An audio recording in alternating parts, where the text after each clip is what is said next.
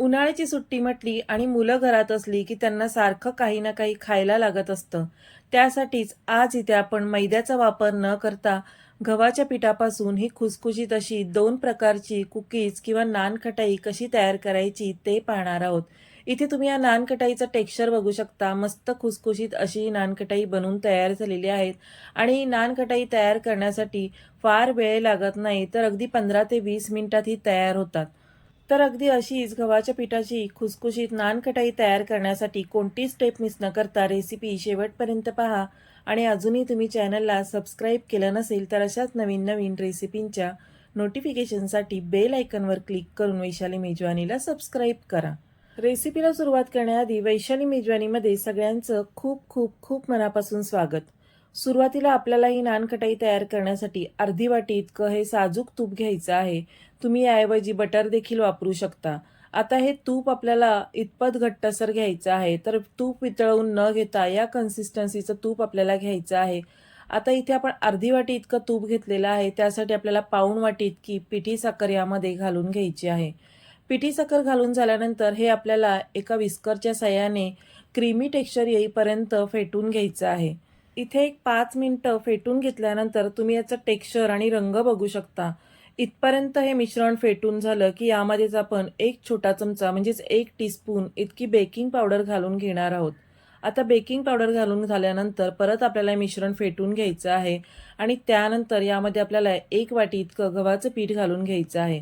आता गव्हाचं पीठ आपण ज्या वाटीने तूप मोजून घेतलं होतं त्याच वाटीने मोजून घ्यायचं आहे आणि सुरुवातीला ते आपल्याला चाळून मग यामध्ये घालून घ्यायचं आहे. त्यानंतर 3 मोठे चमचे इथे आपण बारीक रवा घालून घ्यायचा आहे आणि सोबतच 1 चमचा इतकं बेसन घ्यायचं आहे. रवा आणि बेसन घातल्यामुळे नानखटाई खुसखुशीत आणि खमंग तयार होते.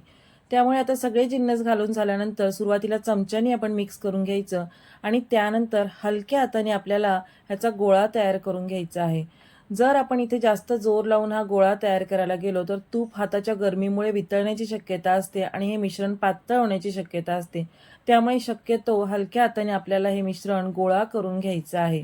सगळं मिश्रण एकत्र करून झाल्यानंतर याचे आपल्याला 2 भाग करून घ्यायचे आहेत आणि एका भागामध्ये आपल्याला 1 चमचा इतकी कोको पावडर घालून घ्यायची आहे. आता कोको पावडर घालून हे परत आपल्याला मिश्रण एकत्र करून घ्यायचंय आणि त्यानंतर दोन्ही मिश्रणाचे आपल्याला छोटे छोटे गोळे या प्रकारे तयार करून घ्यायचे आहेत. अशा प्रकारे आपण 2 पद्धतीने ह्या कुकीज तयार करू शकतो. म्हणजे 2 फ्लेवरच्या ह्या कुकीज तयार करू शकतो. जर तुम्हाला फक्त एकाच रंगाची कुकीज तयार करायची असेल, तर त्या पद्धतीने देखील तुम्ही ही कुकीज तयार करून घेऊ शकता. यामध्ये आपण रवा घातला आहे, कारण इथे आपण गव्हाचं पीठ वापरलेलं आहे आणि फक्त गव्हाच्या पिठाची कुकीज तयार केली, तर ती थोडीशी टाळूला चिटकण्याची शक्यता असते. त्यामुळे यामध्ये रवा घातला, की ह्या कुकीज अगदी खुसखुशीत तयार होतात. इथे तुम्ही अर्धा रवा आणि अर्धं गव्हाचं पीठ देखील वापरू शकता.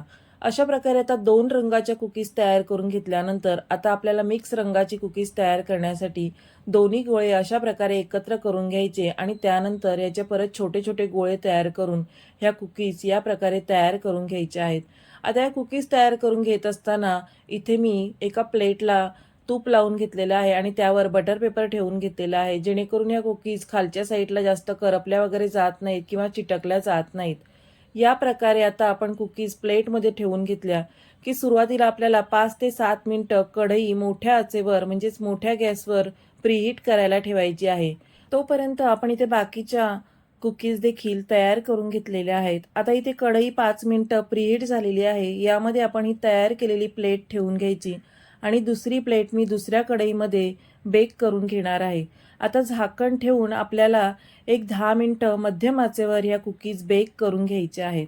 इथे कुकीज बेक झाल्या आहेत हे समजण्यासाठी तुम्ही बघू शकता या आकाराने मोठ्या झालेल्या आहेत आणि याला छान सुवास देखील यायला लागतो. अशा पद्धतीने तुम्ही बघितलं असेल की खालच्या साईडला अगदी सोनेरी रंगावर मस्त अशी ही कुकीज बेक झालेली आहे. आता ही पूर्णपणे थंड झाल्यानंतरच आपल्याला काढायची आहे, म्हणजे ती तुटली जात नाही आणि एकसारखी तयार होते. तर इथे तुम्ही बघू शकता मस्त अशी एकसारख्या रंगावर ही गव्हाच्या पिठाची कुकीज किंवा नानकटाई बनवून तयार झालेली आहे.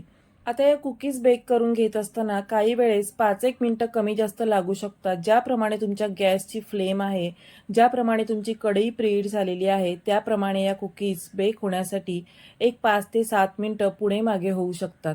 तर इथे मी या कुकीज 10 ते 12 मिनिटांमध्ये छान अशा बेक करून घेतलेल्या आहेत. दोन्ही डिश छान अशा बेक करून घेतल्यानंतर तुम्ही याचं टेक्स्चर बघू शकता. मस्त खुसखुशीत अशा आपल्या या गव्हाच्या पिठापासून कुकीज तयार झालेल्या आहेत.